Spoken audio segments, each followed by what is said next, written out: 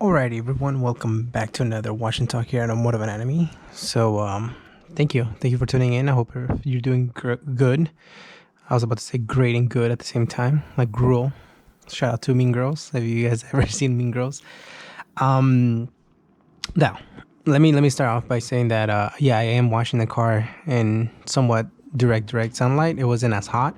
That's why I have those leggings. It was cold, and then I started getting a little bit warm as I started moving. The reason why I watched it was because at the time of this recording, I think it's like the second day of the World Cup, and I watched 3 games, and I was like, okay, I need to go do something. And now that I have a little bit of time off from work, I was like, I need to at least wash the cars, and so that's the reason why I ended up washing it. I don't know, maybe like a 12th, and the sun was there, but other than that, I don't get it done. So I was like, you know what? Let's just make sure we get it done. At the same time, the time of this recording, I already uploaded a video about Type R that I got the idea from another video. I, Apparently, the gentleman's from California as well, but I swear on the video they mentioned something about Florida, and so maybe I just didn't, hear it correctly. But it got me thinking how much a new Civic Type R is around, my neck of the woods. It turns out the sticker price was 81,000 some change, 82, and that's not including, tax fees and things like that. So that video obviously did great because there was a lot of communication. There was a lot of conversation about people's disagreement with, the gouging or, the overpricing of the MSRP. And on that topic, I want to kind of discuss 3 different things out of that same conversation. Number one, I read a comment that said, it was a clickbait video because somebody else had already done it. I said that in the very first 2 minutes. I got this idea from someone else, but I responded and I said, anything else you want to highlight that I already said? 2, I think for anybody who's making videos on YouTube, that anything is clickbait. Anything is you want to make it clickable. I don't know if that's a word. Otherwise, people don't watch your stuff. And there's some stuff that I find on YouTube that is so amazing, but it doesn't have the bells and whistles. It doesn't have the great thumbnails. It doesn't have the right companies behind it or whatever. And so there are everyday Joes who create some amazing content. Nobody knows because the click's not there. And then there's a lot of stuff, obviously, sexual, money, violence, stuff that just makes the news and gets millions and billions of views because that's super something that everybody wants to click on. So my argument to the individual is that everything is clickbait. I try to do the best thumbnails to ensure that people can reach, and my videos can reach people, and people can see the interviews and things like that. And I think a lot of the channels goal is to create great videos with a lot of informative stuff, and then people will share it. That's the goal. At least that's the way I picture myself continuing to create videos. If I interview a guy or a lady on their car build, I would hope that somebody watches like, hey, this build's pretty cool, send it to a friend who has the same type of car. So that way kind of helps motivate the other individual on, the mods that he or she could do.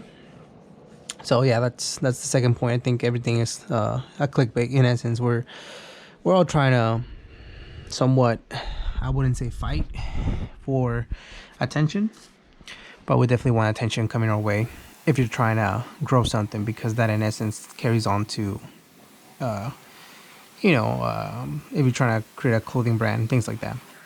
I'm not trying to be controversial, but I think it is having to do with trying to get the attention of people. So that was the second point. The third point, I don't have an issue with people paying $82,000 for a Civic Type R. I wouldn't pay it myself. But I do have an issue with this. The issue that I have with this is, and I'm sure one of you guys can correct me on the comment section, but How come Honda doesn't do what Porsches do with their high-end models? You're able to spec out a Porsche on their website, no problem. I get it. Yes, Porsche owners pay way more. The I don't know. Maybe the expectation is that a Porsche owner is not gonna cry about when they charge them $1,000 for change of color seatbelts. I'm being sarcastic, but it may be true. I don't know. I've never ordered a Porsche myself, but I've seen the guy that I follow, Obsessed Garage, order a few of them, and man, the price goes up just for him changing a few things here and there. But the idea is that every single time he's spec'd it out, he gets a total, and then he knows what his total is, and there's a handling or shipping fee to a certain dealer, and now he has connections with this one specific dealer, I think in North Carolina or South Carolina, which is still pretty far from Florida, and so he goes and picks it up there. No hassle. That's his car. He already put the down payment. He already, did that over the internet. Would it be very difficult for Honda to do that with the Civic Type R's? I don't know. You guys can correct me, but I think that would eliminate some of this 20,000-30,000 over MSRP markup prices from dealers. I love the Honda brand. I think that they have some amazing cars. Obviously, nothing beats the 90s golden era for me on a personal level. But let's be realistic. My wife's 2015 Honda Accord, for what it is amazing. Has, backup camera, has side camera, AC, heater, everything works perfectly. The car is not the fastest, but it gets you from point A to point B. Mileage, honestly, we're averaging like 30 miles per gallon. It's great.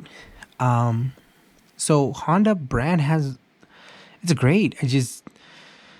I just find it interesting that for their Type R, the Type R, that's their most aggressive, quote unquote, performance based car in the world. Enthusiasts who really are the ones that they're targeting, that's a niche number. How come we can't go and spec it out? If some of you guys know that we can directly, let me know, because I've never heard of anybody saying, oh, I spec'd out my Type R. I know that in Europe, there's some trims that come with no AC, no electrical windows. Like I don't know what it's called in Japan. Sorry, and the FK8 came out like that. My buddy Mauricio mentioned it to me. He's like, yeah, man, there's a trim where it's the lightest model, and they erase all these different things. No radio, no AC. I'm like, wow. I don't know if I could do no AC on a brand new car, but if you're gonna take it to the track and that's what you want, that's what you want. Wouldn't that be a cool thing that Honda Civic could come up with? I feel like that would eliminate dealers marking it up like crazy. Sure, pay a $500, pay a maybe $1,000 fee for the car to end up at the doorsteps of a dealer, but you don't even have to negotiate the price with anybody, because you just go and you say, hi, I'm here to pick up my so and so, and thank you so much and have a wonderful day. I don't know if there's a legality between Honda and the dealerships. I know that wouldn't be a thing that a dealer would want to do, because for obvious reasons, it cuts into their profits. I don't know. That's kind of the idea that I had, and I've always thought about it, because I think what's happening is, and I have never done this whole experiment with any other type of cars. I just got the idea from this gentleman, and it happened to be an FL5, and I was like, let me go see. But is there markups on Porsches right now? Everything's high, right? But at the same time, I'm like, man, like if you can spec out your car and pay an extra $3,000-5,000, that sense of like, well, at least I'm getting it exactly the way I want it. I think that would be a great, I don't know. I'm missing on the word. I think initiative from Honda to say, hey guys, we can, do X, Y, and Z for you guys, and this is the extra price that you guys will have to pay to be able to get this service. I think a lot of people, I know myself, I myself know a few people that would get the Type R probably gutted, brand new, and they were like, great, I don't have to gut it myself. It comes like that. I don't know. I don't know what you guys think. So the reason why I kind of wanted to discuss this was because I also wanted to discuss about what's your dream build. One thing that I did enjoy from that video was the fact that a lot of people were just mentioning different cars left and right in the 80,000 range. On the video itself, I mentioned the M3 and the Porsches, mostly because those are the cars that I like. M3, M4s, 991s, 997s. I love those cars. You guys know that. But man, there was a lot of other people that were like, oh, Corvettes, Cadillac CVTs. I always get them wrong. CSVT or CVT. Miatas, Roadsters, and they're like, you can just put all the other extra money into some modifications and you're going to have a fun car. What is your dream build? Now, I know somebody like Rob in Canada is going to be like, EFs, everything. Yeah, I get that. I love my 90s cars. But let's say it couldn't be a 90s car. What would you build, for that $50,000 to $80,000 range? For me, I think it comes down to what do I want the car for. I as much as I would want a gutted car, I think I would want something that I can drive on the street as well. So I would need maybe, I don't mind quote unquote cheap interior. I think that the Evo 8s, the Evo 9s, and Evo 10s clearly showed that you can pay a lot for a drivetrain and an engine, right? I don't know if you guys ever been inside an Evo 10, but the interior, the quality is not, it's not good. Yeah, they sold a lot. Now, granted, some people may say, well, they sold a lot. Not really. I mean, that's why they quote unquote, discontinued them, because they weren't selling. I don't know why they stopped. I think that car could have continued, giving more sales if they would have maybe marketed it differently. I don't know the ins and outs. All I know is that they end up turning it into an SUV, and it's just not my thing. But I feel like my dream build for me, let's go with Porsche, right? I would love a Porsche. Honestly, I think I'm describing a GT3 RS, or a GT2 RS, or a GT. Like, I think Porsche nails it when it comes to some cars that enthusiasts want. Let's start with, for me, for sure, has to be a 6-speed or 5-speed. I don't really care so much about the fastest, way to get around a track, mainly because, again, I wanted to be able to drive on the street. So if I do happen to take that car to the track, I'm okay with being slower. Because I think to me is more about the sensation of shifting, the sensation of feeling in tune with the car. So for me, again, this is my dream build or whatever. You can do whatever you want with yours. I think in a car like a Porsche, definitely I want it more on the wider side. So I would love some type of wide body. No hideous 19, 20, 21 inch wheels. Like, I would do a smaller type of wheel, maybe 19s or 18s, and put a fat tire. That's another thing. I don't know why, manufacturers on these beautiful cars like the Type R, even some of the Porsches, they put like these big old wheels with this rubber band tires, and somebody explained it to me one time. They're like, well, one, the big brake kit that they have that has to clear the, I get that, and I don't remember why the tire, but it's not the most appealing. And obviously all these enthusiasts take the wheels off and put some big meaty tires. I think a few cars that do it right from factory, let me see, I'm trying to think, because I can't really think of any car that does it. Maybe Corvettes, if that. I mean, sometimes I still look at them and I'm like, it needs more tire from factory again. For sure not the Type R. They don't. But I don't know, somebody explained it to me, and I don't know why, but I for sure would do a small wheel, bigger, tire size. On this Porsche, I would definitely want a cage, some type of cage. So I think it limits. I would want to say I would want like a 2-door, some type of bucket seats. And then the engine, obviously we're dealing with the rear wheel drive. So do I want turbo? I don't know. I think I would. I'm not sure. I'm okay. I'm really okay with NA or turbo. Um, Porsche's 400, 500 horsepower. They always say they lie, that the number is not as high as it really is, and so I'm okay with the 450 NA, maybe 550 boosted, just because after that, I mean, let's be real. 200 miles, 200 mph is too much for me. I'm not the greatest of drivers, so um, I think I would want that. As a new car, I think it would be cool, and that's it. I mean, AC and the lightest things possible. So maybe no sunroof. Just make it as light as possible. After that, to me, that's it. Like, good looking car that I would want.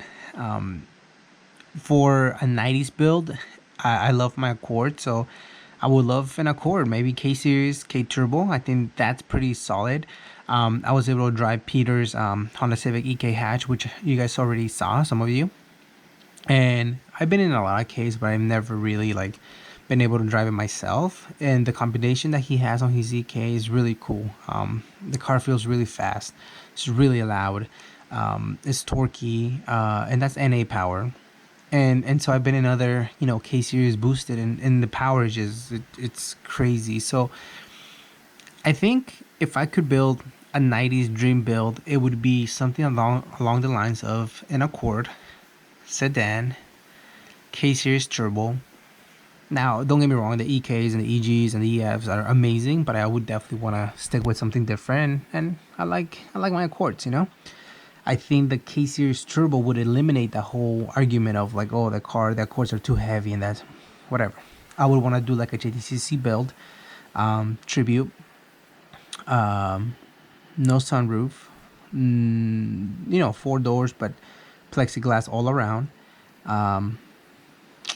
gutted, fully gutted, just 2 buckets, full on cage, and some type of like not white body but just like minor fender flares that we could put like a 17 by 10 type of tire, or maybe 16 by 9.5, 16 by 10 with a meaty tire size. Francisco Mata is working on something really cool for his Prelude, and I give him so much heat because I'm like, when are you gonna actually do it? And then the color that he's trying to think of his Prelude and blah blah blah. So it's fun to hear his ideas, because it's something that I would want to do myself. Obviously in my own taste, my own little different twist, but it gets you thinking. It gets you dreaming. Like, wow, what would I do to my car? So I think that's what I would do. I would do like a sedan, 95th generation Accord for sure. Although the fourth one, man, those are look beautiful too. Francisco's working on one of those, and I'm like, damn, they look great. Just gutted. So I would definitely want a sedan, gutted. Color, I'm thinking maybe, I don't want to say white. Everybody has white. Some off color, maybe like an orange. I feel like an orange or a yellow would set it off. Paint it inside and out. I feel like bright colored cars only are, and this is just my opinion, they're only cool if they have the power to back it up, or silver with black wheels. I love that look. It just seems like there's a lot of race cars out there that have it. I wouldn't do I would not do a livery, I don't think.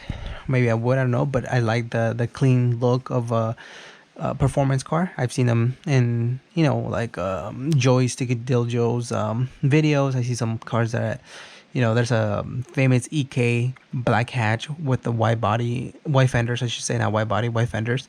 And you can't even tell they're wide body because obviously the car is black, but they put in some very meaty T37s, and the car looks amazing. So I would probably want to do something like that, subtle but minimal and with a big punch. What kind of car would you guys build? And that's obviously for like 90s Japanese era.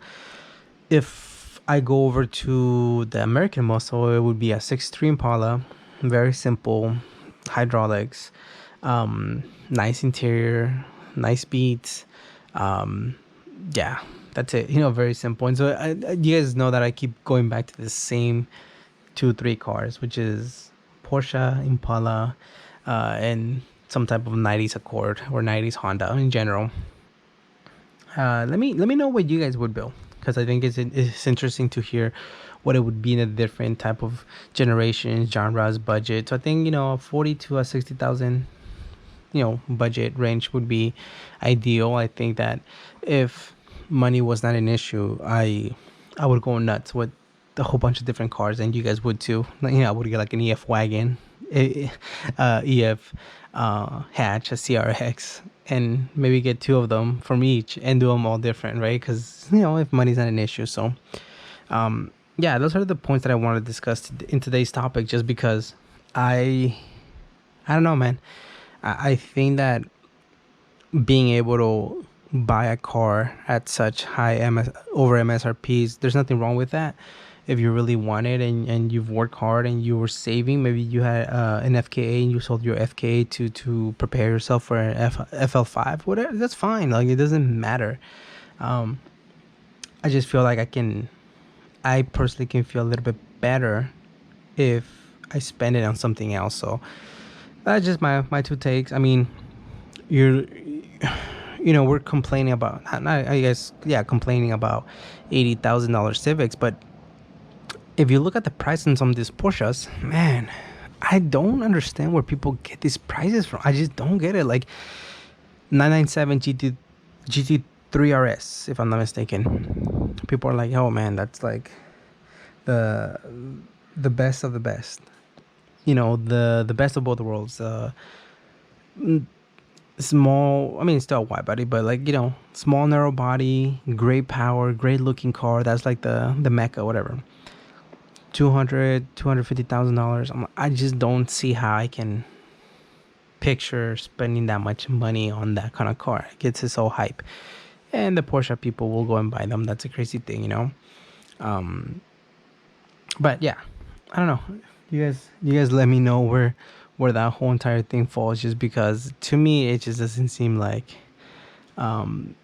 it's gonna go away anytime soon. I think the more people continue to buy them at such high over MSRP, then dealers are still gonna continue to do it. I don't know where we headed, just because the Toyota Yaris and the Corolla, the GDs they're cool. I've only seen one in person, I believe. It looked great. I mean, it looked great. But how much are they gonna be? The mods, how are people gonna treat them? Is it gonna be well taken care of? I think manufacturers are still trying to. By the way, it's a different towel. Before you guys start thinking that I'm using the same towel that I dried the car, no, it's a different towel. I think manufacturers are some of them, not everyone, right? They're thinking, how can we be able to provide a service for the consumer in these cool, fun cars?